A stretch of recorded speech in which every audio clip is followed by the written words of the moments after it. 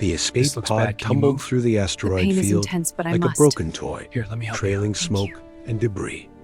Inside, Marcus gripped the controls with white knuckles, fighting against the dying thrusters The bleeding as is collision slowing. warnings Good. screamed Just a from bit more. every I console. feel secure, thank He you. was a cargo hauler, not a Thank you. fighter pilot, Almost and his done. ship had been I can torn feel it apart by helping. pirates 3 hours ago. Now he was running on fumes and prayer. The pod struck something hard. Metal shrieked. Then This everything should went hold black. until we can get you proper When care. Marcus woke, Thank you. his head I can feel the throbbed strength and returning. the taste of copper filled his mouth.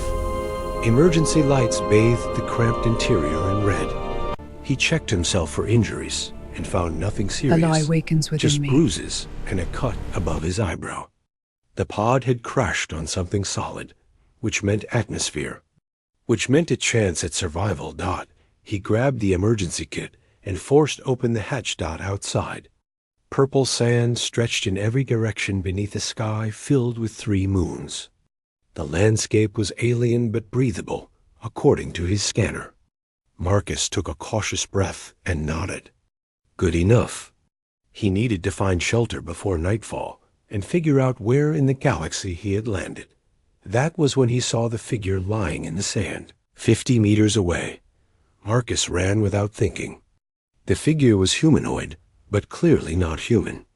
Her skin was a deep blue-gray, marked with silver patterns that seemed to shimmer in the fading light.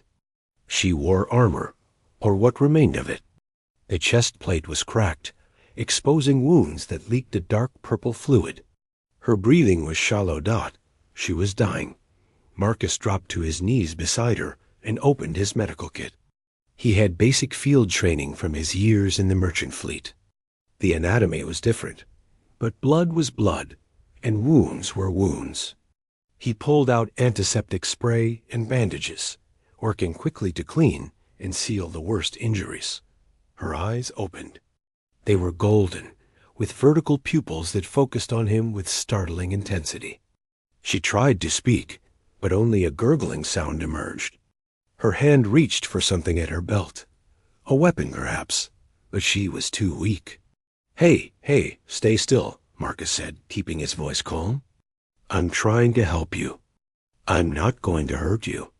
She stared at him for a long moment, those alien eyes searching his face. Then her hand fell away from the weapon, and she closed her eyes again. Trust or resignation, Marcus could not tell. He worked for 20 minutes, using everything in his kit. The injuries were severe. Burns, lacerations, what looked like blast damage from some kind of energy weapon. Whoever she was, she had been in a serious fight. When he finished, she was still breathing, though barely. He fashioned a shelter from the pod's solar blanket and his emergency tent, then dragged her carefully into the shade. Night fell quickly on this world. The temperature dropped, and strange sounds echoed across the desert. Marcus sat beside his patient, keeping watch. She had not woken again, but her breathing had stabilized. He checked her pulse, or what he thought might be a pulse, at several points on her neck and wrist. Different from human anatomy, but regular. He must have dozed off, because he woke to the sound of engines. 3 ships descended from the sky. Sleek vessels that made his destroyed hauler look like scrap metal. They landed in a triangle formation around his camp, and doors opened. Figures emerged, at least 30 of them, all wearing armor similar to what his patient wore. They carried weapons that hummed with barely contained energy. Marcus raised his hand slowly. I surrender. I'm just a civilian. I crashed here. One of the armored figures stepped forward and removed her helmet. She had the same blue-gray skin and silver patterns as the woman in the tent, but her eyes were green instead of gold. She looked at Marcus, then at the tent, and her expression shifted from suspicion to shock. Impossible, she whispered. Then louder, to her companions, the Empress lives. The words sent a ripple through the assembled soldiers. They rushed forward, and Marcus found himself shoved aside as they surrounded the tent.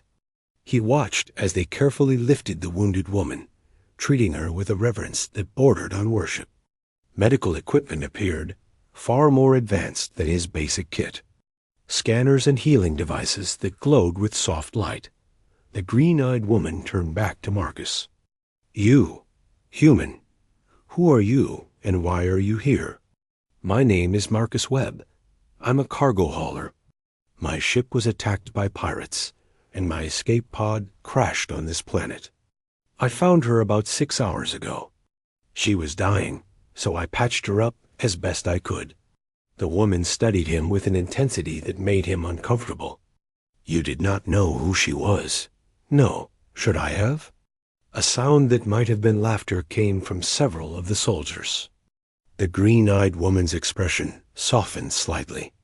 You just saved the life of Empress Valora, Supreme Commander of the Caliph Empire, Conqueror of the Seven Systems, and the most feared warrior in this quadrant of the galaxy. Marcus blinked, then blinked again. The most feared warrior? You're joking. I do not joke about the Empress, the woman said coldly. She was ambushed by an entire battle fleet. 40 ships against one. She destroyed 37 of them before her ship was crippled. The last 3 fled. She took an escape shuttle, but it was damaged and crashed here. We have been searching for 2 days. Marcus looked at the tent where the medical team worked. The dying woman he had bandaged was responsible for destroying nearly 40 warships, alone. He tried to process that information and failed completely. I'm going to need you to come with us, the green-eyed woman said. The Empress will want to speak with you when she recovers. If she recovers. The last words were said with an edge of worry that seemed out of place on such a hardened warrior. They transported him to the largest ship. Inside, the technology was beyond anything Marcus had seen in his years traveling the trading routes. Walls that seemed to be made of liquid metal, gravity that adjusted perfectly to human normal, air that tasted clean and fresh. He was given quarters that were more luxurious than any hotel he had stayed in. For 3 days he waited. Guards stood outside his door, not hostile, but clearly making sure he did not wander. He was fed well, treated with a distant politeness, and told nothing. On the 4th day, the green-eyed woman returned. She wishes to see you. Marcus followed her through corridors that curved in impossible ways until they reached a set of massive doors. They opened silently, revealing a chamber that could only be described as throne room and medical bay combined. The Empress sat on a raised platform, still connected to various medical devices, but awake and alert. She looked better than when he had found her in the sand.